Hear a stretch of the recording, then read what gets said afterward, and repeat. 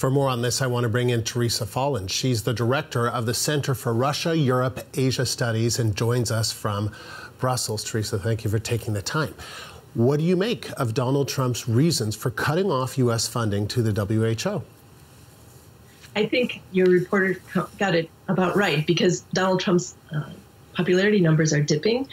Joe Biden has been nominated by or been supported by President Obama. So in order to change the news cycle, and he's trying to look for a scapegoat. So he kind of lowballed it earlier. He kind of signaled that WHO would be a problem for him.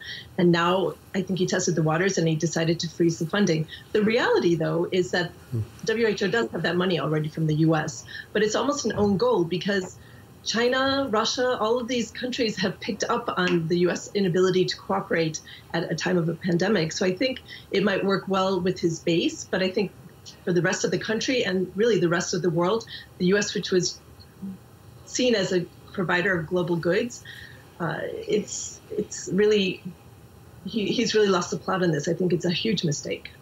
Is it a legitimate assertion that China's influence on the WHO may have worsened this pandemic?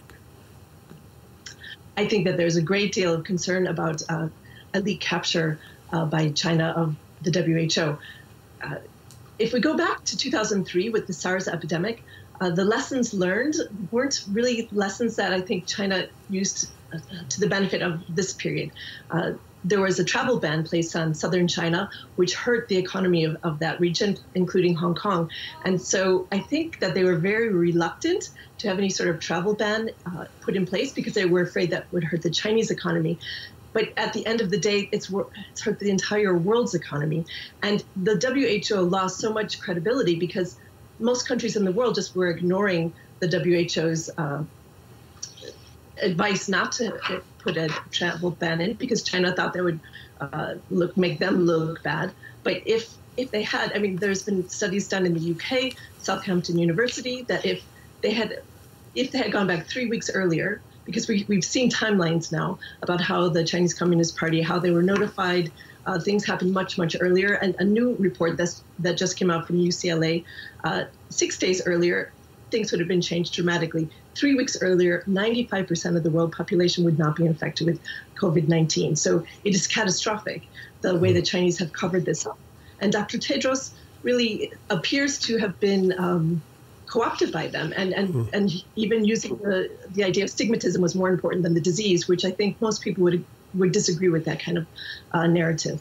I mean, that's interesting because I don't think that people necessarily know exactly how the WHO works. You would think that it would just be medicine and science that would be paramount, but geopolitics do come into this, right? And isn't that problematic? The narrative is always don't politicize it, but it's called the World Health Organization. And one country that is not allowed to even be an observer at this very important organization is Taiwan. Taiwan is right in the neighborhood of China. They immediately stopped Chinese flights because Taiwan is a very good observer of what goes on in the People's Republic of China. They were very concerned about developments there in Wuhan, so they requested to have their doctors visit. And they were put off and put off. And finally, they were allowed to send doctors in. And they weren't even taken very seriously. They weren't being shown hospitals. They complained. So finally, they got to visit some hospitals. They really understood what was going on. And they wrote up a report for the WHO. But the WHO wouldn't even publicize it on their website. So the Taiwanese, the death toll has been so low because of the lessons they learned during SARS that if the WHO had embraced the Taiwanese model, I think there would be so many fewer deaths. I saw some figures today saying if you took the order of magnitude of deaths and that were prevented in Taiwan, New York might have only had 7 deaths. So it's incredible. So timing is everything in this type of very infectious disease, this pandemic. 2 weeks, 3 weeks, all of these days make huge impact. And so the idea of waiting and putting things off, I think even when the Chinese Communist Party alerted the WHO, it's really fascinating because they did it on December 31st, New Year's Eve.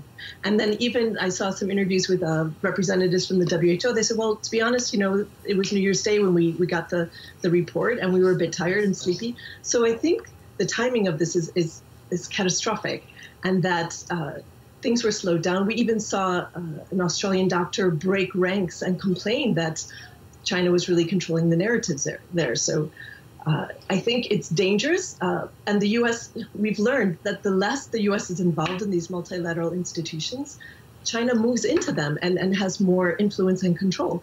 I think, there is a legitimate gripe about how the WHO has been politicized because they actually championed Dr. Tedros for this position. So he must have felt that he owed the position to the Chinese and was trying to be cooperative with them.